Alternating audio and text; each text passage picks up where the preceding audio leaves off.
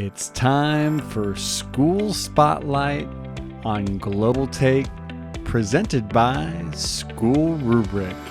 Let's learn more about the stories and information from schools around the world. What's your school story? At the start here, a quick teaser video talking a little bit about the American School of Doha here on the Arabian Peninsula.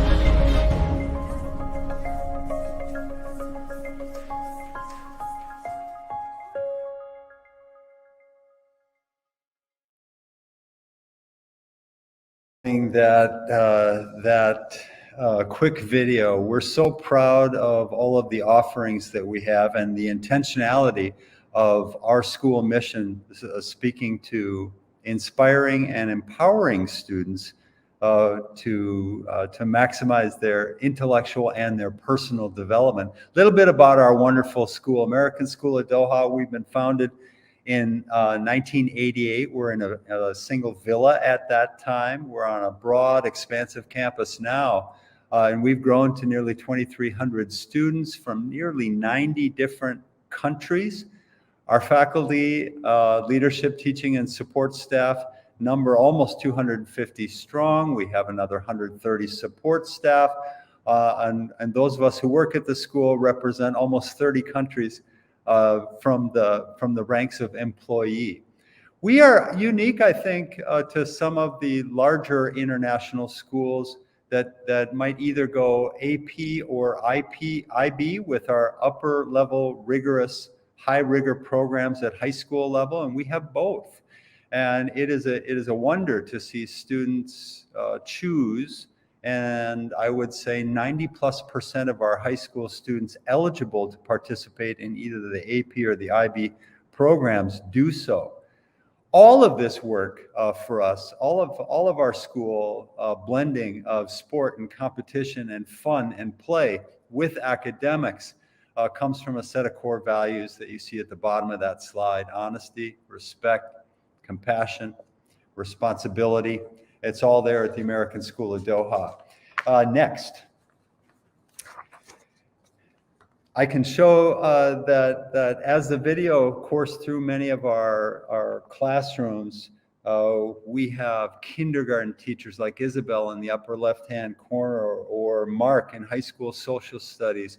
Look at us, we're masked, but we're working with full-on student classrooms in and around all of the spacious 60 to 70 square meter classrooms that abound in our school. The lower left, we have Carla as an art teacher, and the lower right, we have an elementary teaching assistant. Maria, I think is her name, working with our youngest learners. All across our school, students are happily engaged. They're working now back full on. We've had our students fully on campus since the last part of October, and been quite thankful that for 7 straight weeks we haven't had a COVID case in our country. Qatar is a thumb that sticks out on the Arabian Peninsula, and we are proud as anyone can be of the offerings at our school. If we show the next slide, I can give you another little bit of the flavor of what happens at our school. In the upper left-hand corner of the slide, you'll see students coming back to campus in October when we had permission from the Ministry of Education, Higher Education to come back full bore. And we put our welcome mat out for all kids because they hadn't been back in full force Some kids hadn't seen each other at all in classrooms for a better part of a year and a half. In the upper right is Kevin Sage.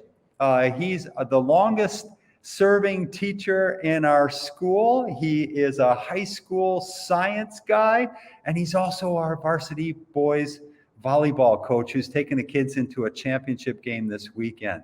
We have swimming, we have golf, cross country, track and field, basketball, soccer, badminton. We have academic interleague play, and all in part of what we call a MESAC interscholastic competitive conference. It's a wonderful, wonderful big school in the Gulf State region that works in a conference of 6 like-minded, like-sized schools who love the idea that kids can participate and celebrate together through sport. And I think our next slide will celebrate a little bit of life in Qatar.